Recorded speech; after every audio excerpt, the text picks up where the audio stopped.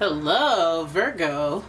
It's umomgtarot, and this is your Someone Secretly Talking About You tarot card reading. Let's dive right in, because we've been through the spiel before. If you'd like a personal reading, please check out the description. So there's a website, and let's get into it. I'm going to start with the vibe that this person's carrying, expressed through the astrology oracle, and first card is Cancer. Alright, Virgo, so the energy is emotional, sensitive, caring, and loving. It may concern family, a mother, or a child. And that's interesting because Virgos are very attached to their mother, or they have mother issues, or there's something about that. And also, I think in the Cancer reading I got Virgo, so if you want to check that out, if Cancer is relevant to you, go ahead and do that with the Cancer reading. I think you guys came up. And then we have Leo energy. And this energy is flamboyant, dramatic, proud, and passionate. It focuses on the importance of self-belief. Ooh, Leo. Okay, so Cancer and Leo cusp each other, so there is some crossover. But between these two signs, there's a lot of reactivity. I didn't say overreactivity, that's what you thought. But yes, there is. And Cancer is coming from a sensitivity, processing internally. And then Leo's is like outward stuff, like how they're being perceived, their sense of self. Okay, so here we go. Your next card is Aries. So Virgo, the energy around you is dynamic and spontaneous. Crusading, impulsive action is likely. Aries energy, the first sign of the zodiac, you got a lot of fire and one water. And this gives you kind of a very emotional person. It feels like a very emotional person. And Aries is attached to that Mars energy, so it could be a little conflicting when it comes to if emotions get out of sorts. Now with Cancer, there's a little bit of moodiness there. There's also sensitivity, beauty, magic, art. Like, they make you feel good.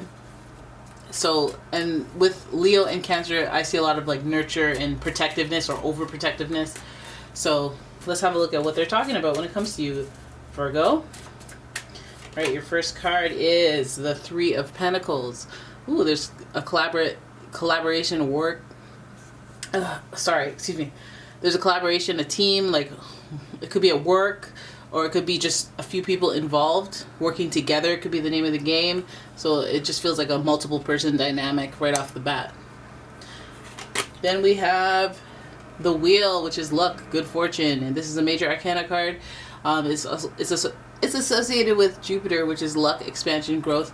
So I'm wondering if you guys have some expanded opportunities or projects that you are doing, or getting involved with things that involve multiple strains of people. But it has to do with, I guess, either making money, some sort of growth, some sort of like enhancing your lifestyle, adding other people.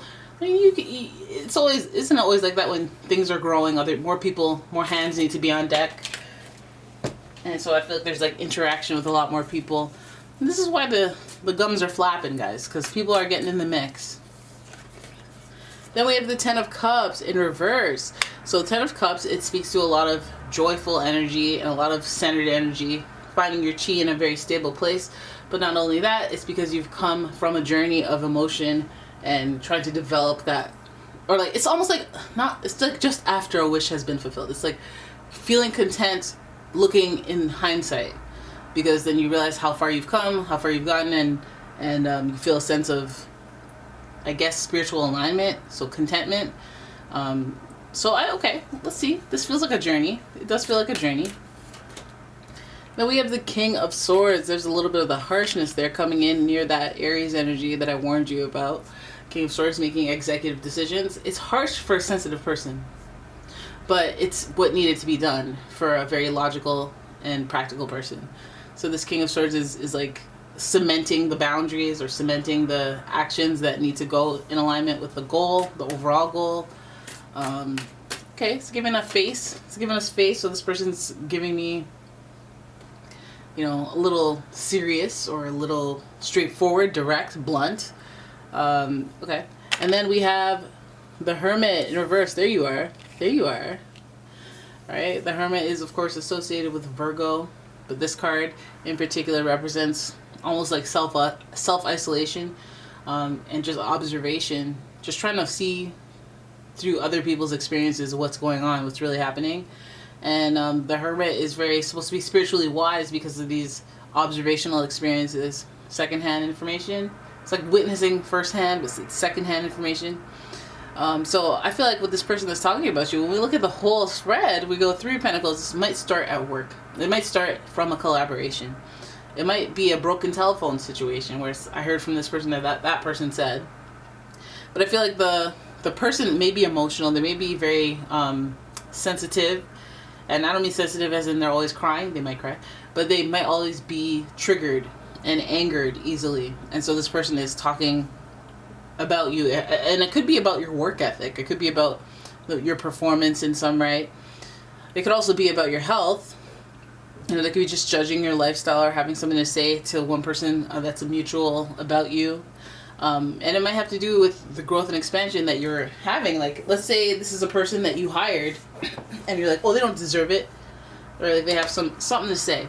But I feel like there's just the fact that there's another person involved, it feels like a broken telephone kind of thing. We have the wheel, luck, growth, and expansion. I feel like that's so good. That's such a good reason for someone to be talking about you. Yep, they're doing well. Oh yeah, they got this going on, they got that. They got that going on, they got this. And you're like, yeah, that's right. I'm the talk of the town. Let's give them something to talk about. And then you start playing that music. But yeah, no, I feel like it's good tides, it's good blessings, because we have the 10 and the 10 here. We have the 10 of Cups, emotional, spiritual fulfillment, which may have taken a long time, longer than needed, or longer than expected. But I feel like it's like when somebody judges you based on what you have now, but they weren't part of the journey, and so they're judging you as if you don't deserve it, when they have no idea that you hella deserve it, and it's been long overdue. It feels like that. And the King of Swords, executive decisions. I feel like this is like somebody who, you know, although they might have some type of inkling towards wondering how you have your growth and expansion, they might even want it to rub off on them, or they might want you to not get excited and go buck wild about it, go on a spend spree, or, you know, live above your means. They might have something to say about that. This might even be like an accountant type person. It might be somebody just overlooking and being like, excuse me, if you stay on that pace, you're not going to have much money later, or you're not going to continue to have these blessings. So here's what you need to do. You need to put it into this fund or that. Like they tell you the stuff that's less exciting than buy a sports car. So they're very serious and very, you know, reliable with their information, because they're knowledgeable, they're wise. This King of Swords energy, and they're no nonsense. So they're not letting their emotions play into what needs to be done. So it's almost like an unbiased, well, maybe biased, but like it's like an opinion that's like based on facts rather than just how they feel, how they think. So I feel like somebody's trying to either give you that advice or govern above, and they're talking about your ways if you're in any type of misalignment with that type of intention. They want you to, you know, if you're growing and expanding, they want you to stay on track. So then we have the Hermit card, and there's observation there that is in the shadows. And we already know why. It's because this person's been through things themselves. So I feel like they have their own experiences. They're looking at your experiences and saying, hey, this is how it should be. This is what you should do. Da, da, da, da. But we also have that this person is not, they're presenting as this King of Swords archetype, but they're also very emotional and very short-tempered. So it's almost like even if the information that they give you is valuable and worthwhile, you're like, I don't like your anger, though. I don't like your salty levels, though. Like, you're trying to be helpful, but you're also being, like, aggressive, or you're trying to be helpful, you're trying to help me grow, expand, or you're trying to see it through, or you're watching me and you're impressed, but you'll never say that because you're so like, okay, well, here's what you need to do. Like, this is with that, with the grandiose energy of the Leo and the Aries. And then also this person's sensitive. It's like, you can't say the same thing back to them. They would never take advice from you. They think that the way that they think is the way to think, and you're all like, okay, well, I'm a Virgo. I have some pretty good critical thinking skills myself. We see the Hermit there in reverse. So it's almost like this person's like something that you can relate to, and maybe even on some level you think about how they treat you, or you think about the problems that you have with them, and then you think about yourself and you go, I think I do that sometimes, but I wouldn't admit that out loud to anybody. But I could be like that too, but maybe that's why it annoys me. The things that I see in myself, I'm seeing in this person. We might have some eureka aha moment there as well, especially while we're in the energy of growth, expansion. We're also in the energy of alignment and awakening. So you may come to that realization. The Hermit card is your card. It is in the end of the spread. And so it feels like it's coming to a conclusion about yourself, or it's coming to a conclusion about what you need to see, what advice you need to take, and where you need to put your own foot down and be the King of Swords in your life. So I feel like if there's somebody talking about you and you're like, I don't like it, because when you're talking about me, you're talking heated, you're being emotional, you're adding too much of that stuff, your opinion, you know, you're making your opinion seem like it's a fact, and that's just not. You have always something to say when I, you know, go up a notch, like I make more money, or I do better for myself, or if I don't even, like if I just buy something new, you always have something to say about it, like what should have happened, this, that, and the other thing. I'm Captain Hindsight. And I don't, you know, to me it would be kind of annoying, but I feel like the annoyance energy really comes from that Leo Aries energy, and in this King of Swords, it's all very spicy energy and very no nonsense energy. So it's almost intimidating to be emotional around this type of person. So observation. I feel like if some of you guys even have the father type archetype representing the King of Swords, that's talking about you and how your structure should be and what you should do with with your own stuff. I feel like you guys are doing some observations of other people for your own constructive purposes. You're like, is it like this for everyone? Like, damn. Like, when you're interacting with this person, and maybe the liberation that you get is from hearing other people mix and mingle, other groups. Maybe you take your energy to a different group and see how they have experienced people who are like this. Like, do you have somebody talking about you and telling you what you should and shouldn't be doing? Or do you have people that are like, oh, they wouldn't dare say something like that to me. I know what I'm doing. And if I'm going to make a mistake, I'll make a mistake and then I'll learn from it. Like, I don't need hyper-aggressive counsel.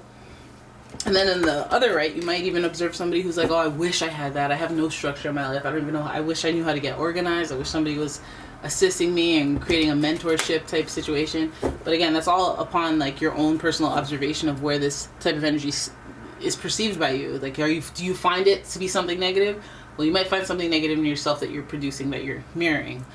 Do you find it to be positive? It does. It might highlight something that you're lacking as well, like or something that you want to be, or it might even be just a teachable moment in how you deal with these types of people when they're talking about you. Like, maybe you're learning how to diffuse people who are irritable but like try to be factual, and you serve them up something fierce with your logic and your practicality. You go, okay, well, here's some facts. First and foremost, before you, like, you don't know me.